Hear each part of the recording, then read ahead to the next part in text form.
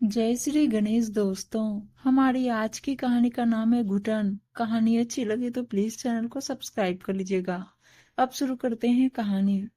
बहू जी, कोई कमी न होनी चाहिए। बेटी का पहला सिंधारा जा रहा है। हम जानते हैं तुम हर चीज में हाथ खींचकर चलती हो।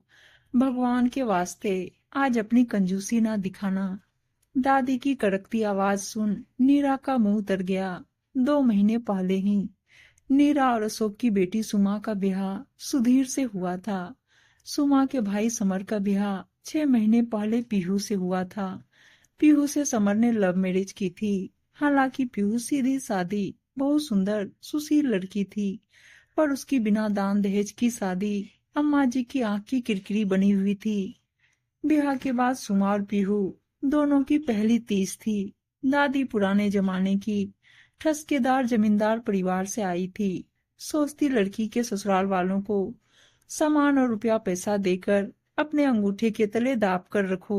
ब्याह में भी उन्होंने खूब खर्च करवाया ताकि किसी को मुंह खोलने का मौका ना मिले। दादी चश्मे को नाक पर सरका नीरा को सुमा के ससुराल भेजने वाले तीज के सिंधारे की एक एक चीज गिनवा रही थी। फलों का टोकरा फल वाले बलराम को कह दीजो एक एक फल छटा हुआ हो, ताजा हो, पैसों की फिक्र ना करे, चीज एक नंबर की दे। 11 डिब्बे मिठाई जिसमें बादाम काजू और पिस्ते की मिठाइयों के अलावा देसी घी की सबसे बढ़िया मिठाइयाँ हो। अशोक को कह दीजो हलवाई कुंजीलाल को ताकीद कर दे मिठाई ताजी हो। 5 डिब्बे मलाई घेवर। नीरा ने कहना चाहा, इतनी गर्मी है अम्मा, मलाई खराब हो सकती है। पर अम्मा के आगे किसी की चली है क्या। बोली, अरे घेवर तो तीज की शान होवे है, मुंह में रखते ही घुल जावे ऐसा हो। हमारी बिट्टो के ससुराल सूखा घेवर थोड़े ही जाएगा, तुम्हारे मेके की तरह ना कि होली दिवाली हलवाई की दुकान से रखे हुए डिब्बे उठाकर भेज दे। मिठाई ना खाने की ना किसी को देने की। अम्मा जी नीरा को ताना देना कभी नहीं चूकती। सुमा की गोटे पट्टे की हरी बंधेज, लहरिया की साड़ी और पोलकी का हरा लहंगा। साड़ी पहन के मेहंदी लगवा लेगी और लहंगा पहनकर झूला झूलेगी। अब जेवर मीने के मोर वाला सतलरा जो मैंने पहले से बनवा रखा था, कुछ ध्यान भी है रघुनाथ जोड़ी के यहाँ से वापस आया या वहीं पड़ा है। साथ में जराऊ कंगन भी सब मंगवा लो। कुंदन की पाजेब और मांग टीका और सोने के मीनाकारी वाले बिछुए। उनके यहाँ चांदी के बिछुए होते होंगे, हम तो भाई सोने के ही भेजेंगे। कहते हुए अम्मा की गर्दन गर्व से तन गई। नीरा, तुम्हें तो किसी बात का होश नहीं रहता। बेटी का ब्याह कर दिया, बहू ले आई, पर सब कुछ मुझे ही बताना समझाना पड़े है। मेहंदी घोलने को चांदी का कटोरा चम्मच भूल गई ना। अब फुलकिया सा कटोरा मत मंगवा लीजियो जो दबाने से ही चिपक जाए। रघुनाथ को कहना हमारी हैसियत के हिसाब से भेजे। नीरा, जी अम्मा कहकर हाँ में हाँ मिलाए जाती। रेशम की रस्सी आ गई या उसे भी मैं लेने जाऊं। झूले की पटरी पर चांदी का पत्थर चढ़वाकर मीना कराने को दिया था। ना मंगाया हो तो मंगवा लो। सिंगार पेटी में बिंदी चूड़ी महावर सब रख दिया ना। अम्मा बिना रुके बड़बड़ाती रही। ये तो हो गया सुमा का। अब उसकी सास की 2 साड़ियां अच्छी भारी हो, नहीं तो कहने में देर ना लगाएगी कि अपनी छोरी को बढ़िया दिया, हमें सस्ते में टरका दिया। ससुर के कपड़े, सुधीर का जोड़ा, ननद देवर के कपड़े और 2 जोड़े नौकर चाकरों के। इन कपड़ों के साथ सगुन के लिफाफे भी रख दीजो। जरा ढंग का सगुन रखियो, कहीं नाक ना कटवा दीजो। बीच बीच में अम्मा नीरा को सुनाती भी जाती, तुम्हारे घर से तो कभी ढंग का सिंधारा आया ना, तो तुम्हें तो पता ही ना होगा कैसे भेजा जावे। रही बात पीहू के मैके की, तो वहां से तो उम्मीद करना ही बेकार है। उन्होंने तो शादी निपटा दी, वही क्या कम है। हमारी तो भई मन की मन में रह गई कि हमें भी कोई ढंग का कायदे से सिंधारा भेजता। कहकर अम्मा ने एक गहरी सांस ली। अम्मा जी की सिंधारी की तैयारियां देखकर पीहू की जान सूखी जा रही थी। पीहू के पिता ब्लड प्रेशर और डायबिटीज और माँ गठिया और अस्थमा की मरीज थी। पीहू का छोटा भाई इसी साल इंजीनियरिंग करने मणिपाल गया था। पीहू की शादी उन्होंने पहले से बचाकर रखे पैसों से किसी तरह निपटा दी थी। पीहू जानती थी कि उसके माँ बाप की अब इतनी हैसियत नहीं कि वे भारी सिंधारा भेज सके, पर अम्मा जी का डर उसे खाए जा रहा था। जाने क्या क्या ना सुनाएगी अम्मा जी। वह हर वक्त बुझी बुझी रहती। 30 से 4 दिन पहले पीहू के पिता की चिट्ठी आई, जिसमें उन्होंने सिंधारा ना भेज पाने की अपनी व्यवस्था बताई कि वे दोनों बीमार हैं और भाई भी अभी नहीं आ सकता। पीहू कहे तो वे कुछ पैसे शगुन के नाम पर भेज देंगे। मौके से पोस्टमैन चिट्ठी नीरा के हाथ दे गया। नीरा ने भगवान से क्षमा मांगकर चिट्ठी खोलकर पढ़ ली। पीहू के पिता की मजबूरी और उनके हृदय के उद्धार पढ़कर नीरा की आंखों में आंसू आ गए। उसने चिट्ठी अपने पास रखकर शाम को अशोक को दिखाई।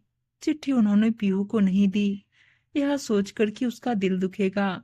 अशोक जानते थे सिंधारे को लेकर अम्मा नीरा और उसके घर वालों को हमेशा सुनाती आ रही है।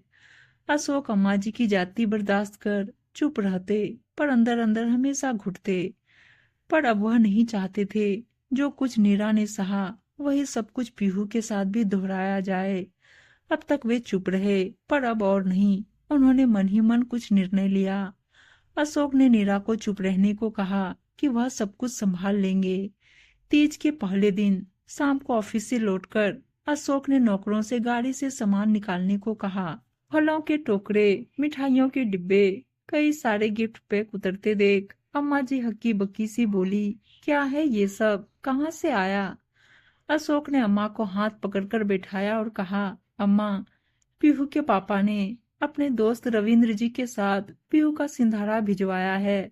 वे जल्दी में थे, इसलिए मेरे ऑफिस में देकर चले गए। सिंधारा देख अम्मा जी खुशी के मारे फूली नहीं समाई। वाह भाई, पीहू के पापा ने हमारा मान रखकर हमारा तो दिल ही खुश कर दिया। फिर सीबीआई नजर डालकर बोली, ये सारा सामान तो यहीं का खरीदा दिखे है, साड़ियाँ, मिठाई, सब कुछ। हाँ अम्मा, रविंद्र जी कह रहे थे कि पीहू के पापा ने पैसे भिजवाकर यहीं से सामान खरीद कर भिजवाने को कह दिया था। हमें क्या, अब कहीं से भी खरीदा हो अच्छा है। आपके मनपसंद के मिठाई फल आ गए, इन्हें आप खा भी सकती हैं और बांट भी। अम्मा जी बहुत खुश हो गई। नीरा, मेहंदी वाली को बुलाओ और ब्यूटिशियन को भी कह दीजो, हमारी बहू की पहली तीज है, इसे अच्छे से तैयार करे। हाँ, जल्दी से आंगन में झूला डलवा के फूलों से सजवा दे और समर को कह दीजो इधर उधर ना निकल जाए, हमारी बहू को झूला झुलाना है उसे। बाहर अम्मा तीज की तैयारियां करा रही थी। उधर कमरे में पीहू के पापा फोन पर उसे बता रहे थे कि वे कितने मजबूर और शर्मिंदा हैं कि बेटी का पहला सिंधारा भी नहीं भेज पाए। जब पीहू ने कहा, रविंद्र अंकल के हाथ आपने इतना सामान भिजवाया, कहाँ से किया पैसों का इंतजाम? अम्मा जी जो कहती मैं सुन लेती। अब आप अपनी और माँ की बीमारी में दवाई और खाने में कटौती करेंगे। और वह सुबक सुबक कर रो पड़ी। पीहू के पापा ने बताया कि रविंद्र तो अमेरिका में है, उनसे तो काफी टाइम से बात ही नहीं हुई। पीहू सोच ही रही थी, तभी नीरा और अशोक कमरे में आए और पीहू को गले लगाकर बोले, बेटा रोना बंद कर दे, तीज की तैयारी करो। सिंधारा उन पापा ने भेजा या ये पापा लाए, मत सोचो। फिर पीहू को पूरी बात बताई और चोरी से उसकी चिट्ठी पढ़ने के लिए क्षमा मांगी। उसके आंसू पोंछते हुए कहा, वादा करो कि आज से हमारी बेटी की आंखों में कभी आंसू नहीं आएंगे।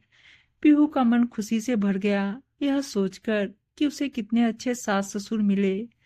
वह अशोक और नीरा के पैर छूने को झुकी तो दोनों ने प्यार से उसके सर पर हाथ धरकर हमेशा खुश रहने का आशीर्वाद दिया। सच में कई बार बड़े बूढ़े की रीति रिवाजों को लेकर इतने स्वार्थी हो जाते हैं कि उन्हें दूसरे की व्यवस्था और परेशानी नजर नहीं आती। वे लकीर का फकीर बना रहना चाहते हैं। वे नहीं सोचते कि किसी के सामान या रुपया पैसा देने से घर नहीं भरता। पीहू हर तरह से एक अच्छी बहू थी। ऐसे में उसके लिए नीरा और अशोक ने जो कदम उठाया वो तारीफ के काबिल था। काश सबकी सोच ऐसी हो जाए। आज थोड़ा ही सही, पर अशोक को अम्मा के व्यवहार के घुटन से थोड़ी आजादी तो मिली। उम्मीद है दोस्तों कहानी अच्छी लगी होगी, और अच्छी अच्छी कहानियां सुनने के लिए चैनल को सब्सक्राइब और वीडियो को लाइक शेयर जरूर कर दीजिएगा। धन्यवाद दोस्तों।